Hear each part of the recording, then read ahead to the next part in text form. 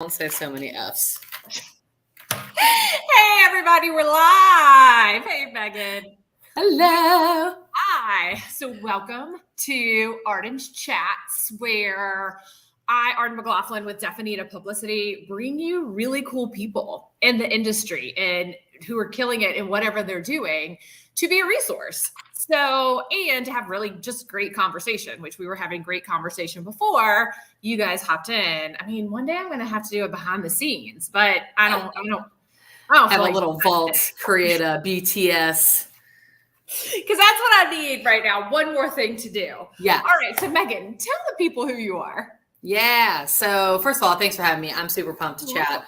I love doing stuff like this. So I am the CEO of Chime House Media. We are a Facebook and Instagram boutique agency. It's just my husband and I. We work together. Over the last couple of years, we've been working really one-to-one with business owners and helping them grow with Facebook and Instagram ads and managing their ads. And then recently we have started kind of moving in a different direction where we are running a membership, coaching and teaching people on how to run their own ads in their business, which we love. We kind of want to give the power back to the business owners, and also focusing on doing more VIP days and helping people get started, which I know we're going to talk a little bit more about that today as well. So we are all Facebook and Instagram ads. Listen, which in and of itself is crazy. I think we'll talk about this for a second. I forgot to tell you this. I think I almost somehow got put in Facebook jail for copyright or hate speech or something else. And I was like, or being a bully. Oh, bullying. That was the other thing. And I was like, is it my page? Because I manage a lot of pages too. So what is Facebook doing when I don't do any of those things? Right. So here's the thing I will say about that. Okay. There are a lot of scams going around that will either email you and say that you're violating policies. Yeah. They make it look like it's from Meta or Facebook. It was. But in fact, it's most likely not. So that was probably a scam and probably not even real. I've had a lot of clients that are like, I just got this email. What do I do? And they're freaking out. And I'm like, that's not from Facebook. So like, if you look at who the email is from, a lot of time it's like some wonky email or some fake one. It's not from Facebook. Okay.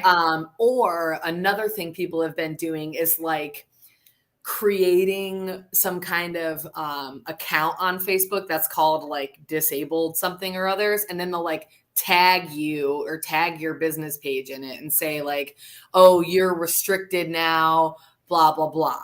Right. And so there's just, and it's like, seems to be growing rampant, which I think this Meta verified thing is going to help with, which I think we're going to talk about that later too. Yeah. But there is just a lot of that scam stuff. So like 9 times out of 10, it's probably not really a thing. Like, especially if you're not doing ads, like unless somebody reported a comment, that's when you could get put in Facebook jail and they'll let you know in your Facebook. Okay. But like, honestly, like the funny thing, which is good and bad, is like most of the time, like Facebook doesn't tell you shit. Like if you're disabled, you'll just log in and you're disabled. Like they're not going to, unfortunately, sometimes they don't tell you. You know, it happens on Instagram. So I follow House and Habit, and she consistently reports on like real journalism. She's calling it real journalism. Everyone has their own opinion about what real journalism is, but Instagram will put her in jail. And I was like, you know, I did call out Facebook for consistently burying. I don't know what the word is. Burying. Thank you. Okay. I don't know why I can't talk. I was like, like you could tell they were hiding comments that I was making about mental health in the algorithm. Like certain things were popping up and certain things weren't, which are, if you know, and you know that they're doing it, but I was like, well, maybe they think me being positive is hate speech because I'm not like mad at anybody. So I mean, it's hard to say because it either could be someone reporting your comment. It could be maybe Facebook picking up keywords in it, Yep. like the machine learning is picking up certain things. And then there's, Yeah. Automated responses on the back end that are doing things with that sort of stuff. Right. You have to think the large scale in which Facebook is as an operation. I mean, it's bananas. And so, and if you're talking on sensitive topics, it's just a little bit more difficult, especially in lieu of the political climate in the last, whatever, 6 years. So it's harder to have those conversations more on the platform. Okay. Well, which leads into the business end of things, right? So this is why I will have so many people come to me, and I will say, my Definita does not do as a large scale social media management. I will partner with people that do it. I don't want to get into it. I manage messages. I manage traditional PR because I'm 44 years old and learned public relations when there were still newspapers, and I was on covers of newspapers, and that was a big deal. I manage messaging, and that's a lot of what I do. But what I also say is your message is consistently who you are everywhere you go. Yeah. And you can get really, really angry about things. And I'm not going to get into whatever everyone's angry about this week, because by the time somebody's watching this, there's going to be 12 other things. Yeah. But you have to realize that somewhere along the way, this is not there's free speech, but there's no such thing as free speech. So how do you tell your clients, even though you're doing the digital back end, what is their front end? How does the front end of what they're doing impact the back end when you come in? Yeah, I mean, we've been really lucky to not really have any problems with our clients acting a fool on the front, and then we're trying to clean up in the back with ads and stuff. Yeah. But we do keep an eye on the comments, because some people will comment on ads and different things like that, and make sure we're talking to our clients about things we're seeing and having them, they'll remove them. And that sort of stuff. But that really hasn't been a humongous issue. Okay. I think we've just been kind of lucky in that way. We advise, because we do the ads piece, the paid piece. We're not creating organic content or anything, but we do advise them and talk to them about what to put out there, what types of videos, things to say. And a lot of our clients too, they're either selling a product, or I don't want to say a basic service, but it's business coaching or, I don't know, health and fitness stuff, life coaching. We've got someone that sells personalized baby blankets. We have a CNC machine company. I mean, we're kind of all over the place, but they're not really businesses that are going to be out there and needing to take some kind of stance on a particular issue, if that makes sense. Well, and the funny thing is, I work with a lot of businesses that don't need to take a stance on it either. It's just a matter of, and and it could be because I have to check myself. I feel like I am the defender of all people all the time. I've literally been called out recently, you're so much of an empath that it's impacting your work. And these people don't even care about you, or it's not impacting them. So I do think that's an important thing, because what if they did come to you? Is it harder to do ads for someone that's just super controversial? Is there so there was a guy probably about a year and a half ago that reached out to us and wanted us to do ads, and he sent me some of his stuff, a couple of his links. I think it was his website, maybe a link to something he was offering, and he was selling, I think at the end of the day, it was a gut health supplement or something like that. Which already can kind of be a little wonky with Facebook, because their health and wellness can be tricky when it comes to weight loss, but supplements is also kind of can be a flagged topic. Okay. But his marketing message was so aggressive, and he was almost bullying, and his language was really terrible. And I was just yeah, we don't align. Our values are not the same. I would never say things like that to try to stand out and be different. He was taking the bro approach of trying to be edgy and different, but he was coming off as a dick. And I was just no, we don't align. Like that's Right. not. And I love that because I was going to get into like kind of how you grew your network when you moved here, but it's true. Like you have to, as a business owner, align. And there is totally an audience for that bullying perspective. There really is.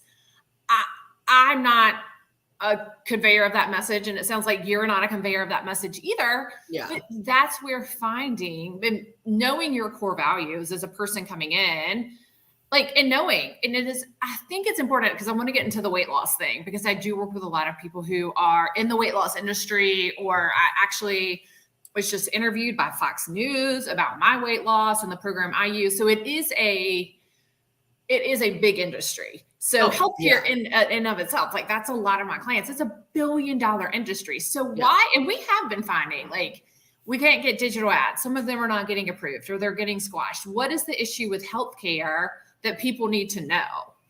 Yeah. So when it comes to like health and wellness and weight loss and supplements and those kinds of things, like Facebook is really against like sort of like sensationalized claims and unrealistic claims and things like that. And it comes, and it's kind of an umbrella where even if you're making like money claims, like, so they're very against like MLMs. Like if you run an MLM, it's really hard to get your ads approved, which that's a different thing. But like, it takes the same stance under like the weight loss thing is like unrealistic expectations. They don't want people to be buying into scams or things that like, say that they're going to lose all this weight in a week when really it's not, how it actually works. And so they're just trying to protect the user. And that's what I think a lot of people don't realize when it comes to Facebook, and business owners get really frustrated with it. And especially because of all the changes that have happened, which have been yielding to the stuff that happened in Congress and privacy laws and data things and that sort of stuff. And it's just that, one, when it came to the iOS update and things that happen with privacy laws and things that are changing, like Facebook's reacting to that. Like they have to do these things. They have to they've taken away some targeting that are super specific, different things like that. Those are things that they didn't necessarily want to do, but they had to. But at the end of the day, like all these platforms care about is the user experience. Like the users need to have a positive experience, which means liking and engaging with content, commenting, talking to people, sharing things, watching videos all the way to the end. Like, all of these things are super important. And if a user has a bad experience or they buy a bad product or something happens like that, they might be less likely to engage with videos, less likely to engage with ads. And ads are what drives Facebook. They make their money from ads. Like it's a free platform, right? So they sell advertising for eyeballs, and that's how it works. And so they want the users to have a good experience so that they consume more ads, they buy more products, then they grow, then they can show business owners that it's worth buying ads because people will buy products. But if people are having, you're letting anyone run ads for any product that might seem unsavory, then at the end of the day, it's not going to be a good user experience. And then it's a ripple effect. Then at the end of the day, people might not want to run ads because of XYZ. So they're trying to protect the user, but you just have to be careful with the wellness and the weight loss, like before and afters. They don't like that. You just have to talk about it in a little bit of a different way, in a more natural way, staying away from the quick fix conversation of like lose weight fast, shed pounds today, like before and after, those sorts of things. Is language that Facebook doesn't necessarily like from a copy perspective. And then images, it can be hard. Like I worked with a med spa about a year or so ago, and it was kind of hard with like even skin before and afters. So you just have to be, a little bit more cautious in how you're positioning your product in your business, as well as the landing page and things that you're driving things to. And a lot of people might not realize this, is that when you are submitting a Facebook ad, if there's a link on it to go to a page or website, Facebook's looking at that page because they want to make sure it's congruent, that if you're selling apples here, you're sending people to a page where they can buy an apple, not I'm selling apples here, buy an orange. So it also depends on what's on your landing page. And if those words are there and they might not be in the ad, but they're in the landing page, Facebook might not approve your stuff. Well, so this is so interesting because I say this all the time, and I love when people back up what I say, that your messaging has to be consistent. So at Definita, like I am all about brand strategy. And as I said, I think my firm really doesn't get into the weeds of social media. We do overall brand strategy. We do, like, one person I'm hoping to work with, she does need a lot of content, but she doesn't want to do it. So what if we brought together other people to do it and then use that on a one big day, right? Like, but your messaging has to be out there.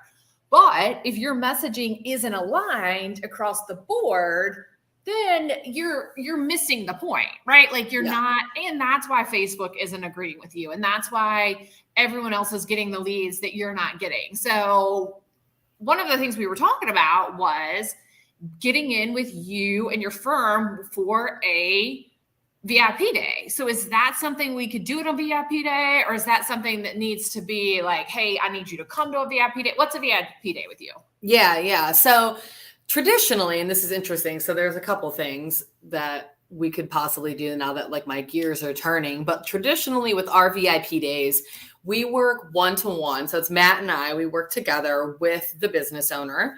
Typically it's a solopreneur, small business owner, the person that is like, I can manage my ads. I can keep an eye on ads. I don't need to pay a retainer for someone to do that, but I want to make sure that they're set up correctly.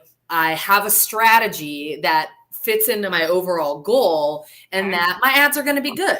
And so during the VIP day, we put all those ads together. We work with the business owner one-to-one so they understand how to navigate ads manager, what to look for, what kind of like KPIs for their specific ads for their business, what's a good range, what to change if it's not, working the way that they want it to, all the things. It's very hands-on with the goal at the end of that day to get those ads launched and live either the following day or the following week. And then we provide 30 days of support. So once the ads are out in the world, keeping an eye on them, seeing how they're performing. We have a 2-week check-in and then a 30-day check-in. And at the 2-week check-in, answer questions, help them navigate things. If they're like, oh, is this a good range? Like, is this a good cost per lead? Should I be, doing something different? Like, how do I read this data? Going through that, all the more hands-on questions that tend to come about when ads actually start running. Facebook is spending, people are engaging with things and that sort of stuff. So at the 2-week mark, we check in on that. The 30-day mark, again, we check in on those things. And then after those 30 days, they're typically off to the races. We're setting up strategies that are very easy to maintain. We're not setting up enormous, 30 ad strategies. It's very manageable, but also very impactful, but it's easy for them to handle going forward. Now, if you wanted to do something like you need someone that's going to do content, because for a lot of the strategies we do on the VIP day, a lot of it is like visibility, brand awareness, and some lead generation. So a lot of top of funnel sort of stuff. Okay. And we need content and an established presence for that to really work. Because what we do is we take organic content they already have. Maybe it's videos, maybe it's images, and we use those as ads. And so it grows all this engagement. It boosts the algorithm. Their organic stuff tends to do better, and they're reaching more people. And so, but if someone doesn't have content, then we could bring somebody in that would create the content, and then we could make it like this VIP week where one half of the week we're doing the content and the other half we're setting up the ads. So, I mean, we could do something like that too. I just thought about, we totally need to do that. Like, we need to figure out, like, add it to our list of things to do. Yes. But I do think, one of the biggest struggles I see when people come to me, they say, well, my social media isn't working, or such and such, because there's a lot with lead gen specifically. And with the people I work with, there's a lot of what I call and what some people call predatory marketing. I could talk all day about predatory marketing. Oh my gosh, lead gen, without a doubt. Like, remember back in the day that we are going to get into verification, guys. I know I tease that, but back in the day, you had to have 10,000 followers to get the swipe up, right? So you'd pay somebody $5,000 to get you 10,000 followers so you could get the swipe up. And I remember almost falling for this. Several people that I worked with or I knew through a certain group all did it. And then they were so mad at this person because they were like, well, I got my 10,000, but they weren't anyone that could buy from me. Mm-hmm. And I went, they didn't tell you they were going to be people that could buy from you. All they said was they were 10. You were going to get swipe up, and it's up to you to what you do with it.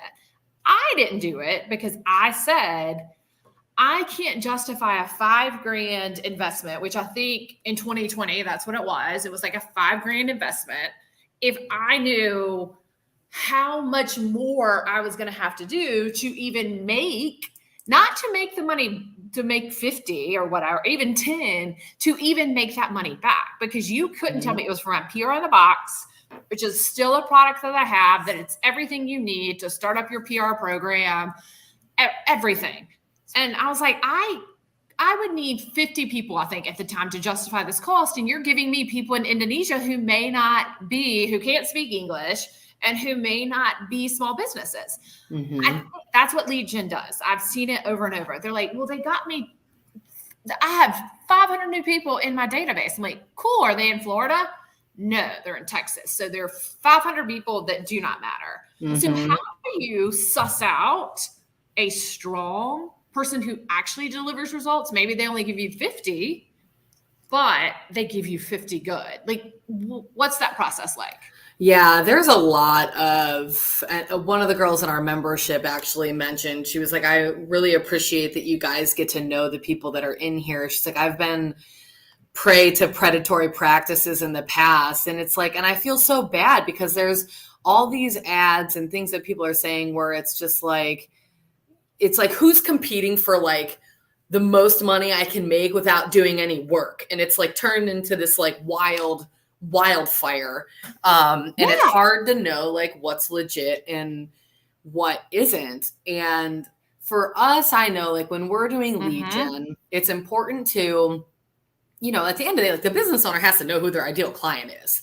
Like we can only do so much. Like if you don't know who you're talking to, you're trying to talk to everybody, it's going to be a lot harder to really hone in with like your copy and your messaging. Like you talked about, like got to be on point. You got to know who you're talking to though first.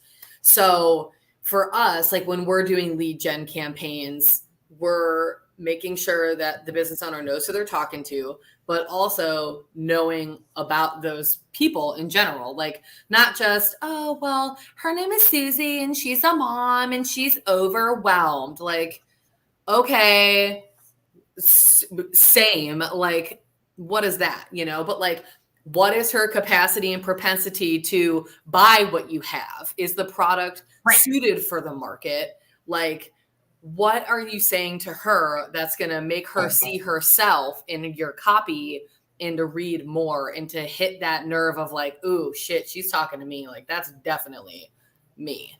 And so at least for us, we take that approach and then creating good copy in the ads to speak to those people, but then also make sure we're like talking with the business owner and be like, are these good leads? Like, and if not, then we need to pivot some things. Because there's always that when you get into the paid aspect, it's, it's big numbers. And so it's really getting that figured out. But it's just, if someone was finding somebody or interviewing someone for like lead gen, I would definitely ask about like the quality of the people and how they go about doing it. And at least for me, like I'm a big values person. Like there are certain business tactics that I just do not want to be associated with. And I don't want to acquire people that way. And so I get, I'm a business owner. So I get tons of emails every day of people that like, I can get you 400 sales calls. And I'm like, it's just me and my husband. You obviously didn't look into my business. And what in your mind makes you think that I would even want 400 sales calls, but I don't even have the capacity for it. Right. So like, I don't want anything to do with that. And I've taken a couple calls with people that I ended up really liking, and they use more ethical sources of like how they gather leads. And that makes more sense to me. Like, I don't want to hire someone that's just going to scrape lists and, Yeah. I can make you a custom list and blast emails. Like, I just don't like that. Yeah, they might work, but that for me, that's not my jam. Yeah. That's not how I want to build a business and acquire people. So if you're, interviewing people for lead gen, I would look internally, like, what are your values? How do you want to run your business? And then ask those questions to them on, like, what systems are they using? How are they acquiring these people? And then how are they making sure that they're quality? What steps are they taking to make sure that they're quality? But having that question in general is already going to put them in a better spot, because I feel like a lot of people don't really think about the quality thing until they've already bought the program. And then they're 2 months in and they're like, I have 500 people in Texas and I live in Florida and I can't do business with them. Like, having that question up front is already going to put them in a better position. I like that, because we seem very, like, we've met in person, and also, like, we just seem to get the cleanup. Like, oh my God, I've totally been burned before. What can you do with this little pile of money I have left? What can you do? And you're like, one of my goals in general is just being able to bring in good people, so you're not consistently having to clean up. Like, you're paying upfront and you're paying people on time and you're doing what you're supposed to do, and you're putting credit cards in that work and that you don't have to chase down money, but also that you're not wasting money on other people, right? Mm-hmm. Like, I think there's a lack of integrity with money right now. And, and it comes to this place where you're just like, well, how come I'm doing it right and no one else is? Or you're coming to me to clean up a mess, so my time isn't as valuable as yours. And as a business owner, do you guys run into that? Like, the thing is, and I also think it's interesting because you moved here and had to start all over. So how do you keep integrity everywhere? Yeah. Yeah. Those are kind of two different topics. I was like, it is two different questions. I'll start with not my best interview ads piece with the cleanup, and then I'll move into moving here. But God, the Facebook ads world is just absolutely bananas. And I have so many issues with it because, like, I'm a very obviously values driven person, and there's a lot of people out there that will do anything for a damn dollar. And it doesn't matter if they're putting people through the ringer. It doesn't matter if they're taking their money, not getting them results. And it's just like, it's painful. So we've gotten a lot of people where that's the case, which is actually what prompted our membership. And I was like, I want to help these people, because especially when you're a solopreneur, or like you're one person or maybe two people, like Matt and I, were a small biz, just us. We don't have a huge team. We don't really want to. I have an assistant, but other than that, like, I never wanted to have a bunch of employees. And there's a lot of us out there. And it's like, we're not getting venture capital to, like, and lines of credit to build this business and loans and all these things. Like, most of us are funding this shit with our own money. So, like, you don't need to spend that money, $3,000, $4,000, $5,000 with an agency fee on a retainer, and then where you have to spend at least $2,000 a month and all this kind of stuff. Like, most of the time that's not a fit for that kind of person, but those people will sell it to them, which drives me nuts. Every time.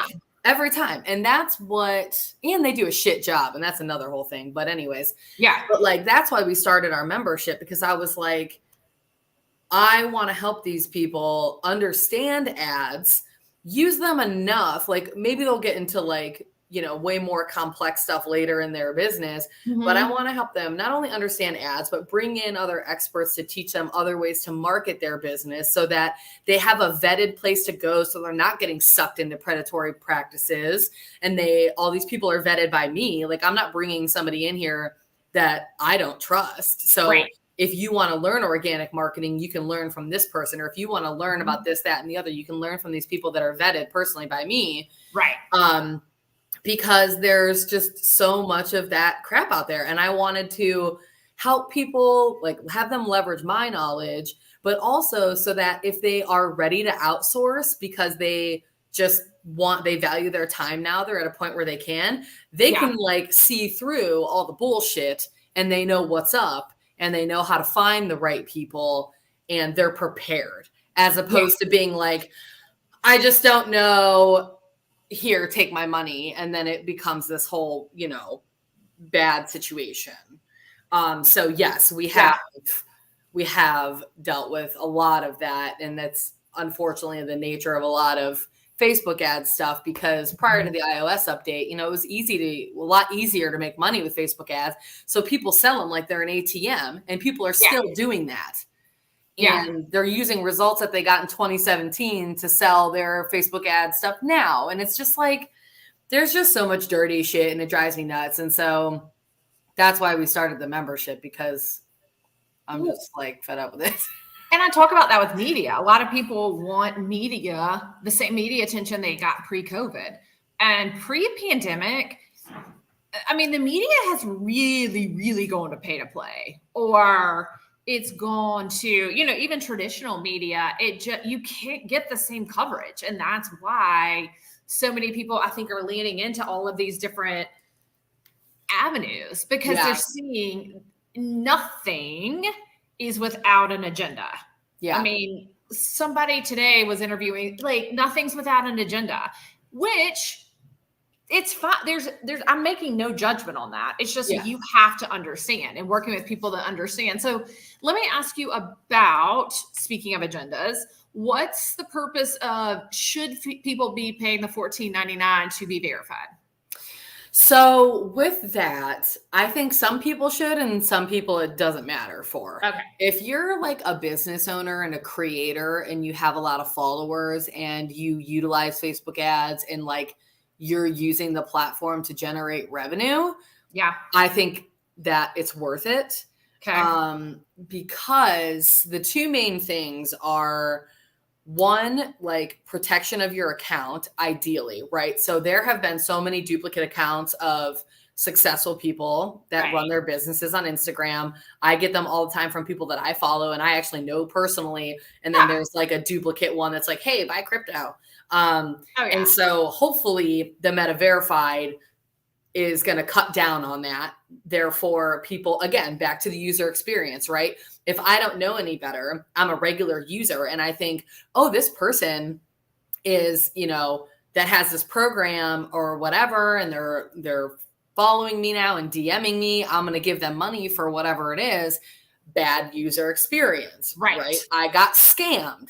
I got scammed on the app, and I'm going to tell everybody and their mama that I got scammed.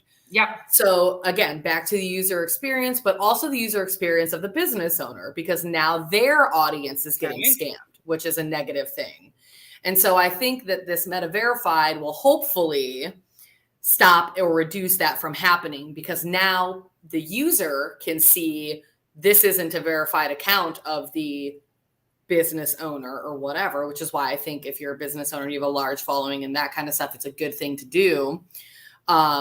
But also the business can be like, these other accounts aren't me, but Facebook is helping on the back end, getting rid of these things, hopefully faster, because that's what it's supposed to do, is like, you're verified. If there's other duplicate accounts, they're supposed to be going on the back end and getting rid of those things quicker than they are now, which I understand, like the volume that this happens, it's got to be hard for them to do that. But I'm hoping that will reduce that and help. The second thing is access to support. So historically, the consumers access, or I'm just going to say regular people, because like regular people that are trying to use the platform and do ads like for their businesses or their solopreneur, like they don't really get like customer access to Facebook. If something happens, they have to go through like Facebook's like appeal process or all these different things like on the back end, but they don't have any direct access to customer service.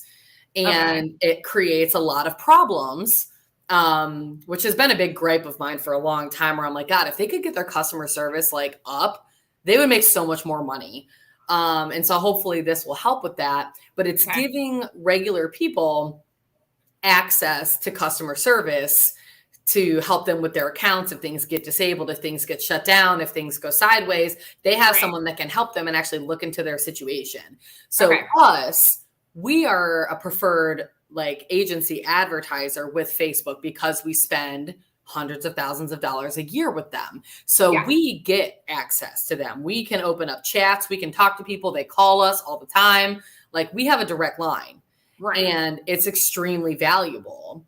So, if I was a regular person and I don't have that access, I certainly would pay $14.99 for it if I'm running ads and doing those things, because sometimes things do get shut down or whatever.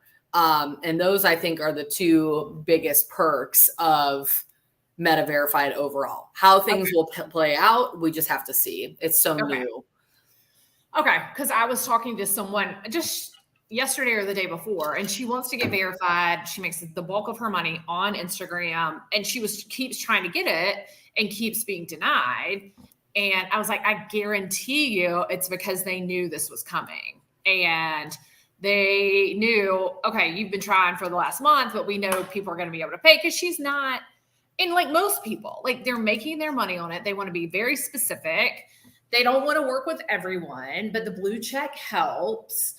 But getting verified is like everything else. It's transactional, but it's about protecting your brand. It's kind of like a little mini insurance policy. Okay. And like, if you think about the amount of people that are on these platforms and all these duplicate accounts that come up all the time and all the scams and all these people that are like one step ahead, always trying to do this stuff, it's really hard. Like, I can't imagine what it'd be like to try to staff. If you think of it from a business standpoint, I can't imagine what it would be like to try to staff the amount of people that you would need to like look into these things on a regular basis. And so, I'm assuming some of this money is going to go to helping with that, which, if it ends up shaking out the way I want it to, I think it's going to be a great thing. Because it's just, these platforms are wild, man. It's the Wild West out here. A number of bots and fake accounts. And then someone who I think created all the fake accounts on me started messaging me to let me know the fake accounts were there. And then like tried to build up this whole friendship with me. And I'm like, dude, like, they made me I think I've told this before, but for about, I think most of February, I had all these accounts running on. They just ripped my pictures and to do exactly what I did. But I was a woman of color, transitioning. I was always a nurse, though, always a nurse. So, and it was just like, what's the point? Yeah. Like, what are you? But I think there's a lot of people who are bored.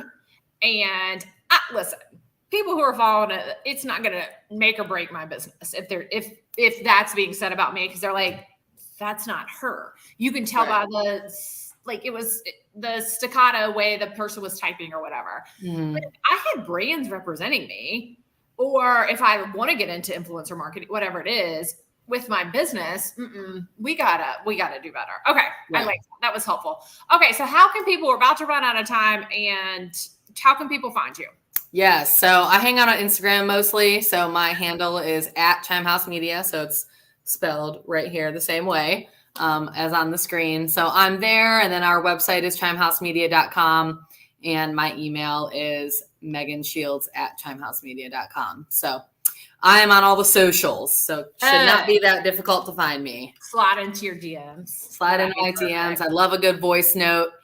Hit me up. Same. Love it. The number of people that I would say, can we just voice text about this? We need a full phone call. I know. What a time to be alive. Voice text. I know. All right. Thanks, everybody. Thanks for watching. Thank you. All right.